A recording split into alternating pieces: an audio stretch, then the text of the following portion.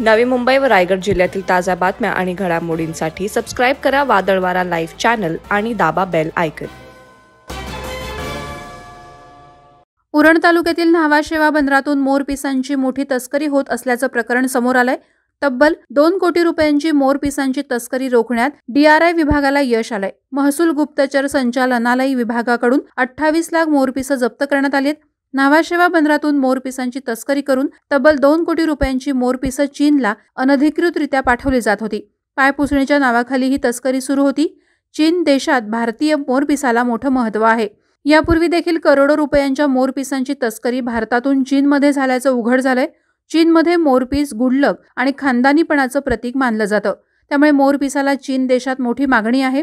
मात्र वेळीच खबर लागल्याने महसूल गुप्तचर संचालनालयाच्या पथकानं चीनकडे पाठवण्यात येणारी मोरपिसांची तस्करी रोखली आहे। या पथकानं एकूण 28 लाख मोरपिसं जप्त केली असून निर्यातदारालाही अटक केली आहे। मोर हा भारताचा राष्ट्रीय पक्षी आहे।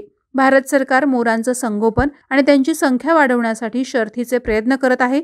भारतीय वन्यजीव संरक्षण कायद्याअंतर्गत मोरांची शिकार, मोरपिसांची तस्करी यांना बंदी घालण्यात आली आहे। मात्र तस्कर आपल्या आर्थिक स्वार्थासाठी मोरपिसांची परदेशात तस्करी करत आहेत, त्यामुळे सर्वांग सुंदर राष्ट्रीय पक्षी मोर धोक्यात आलाय।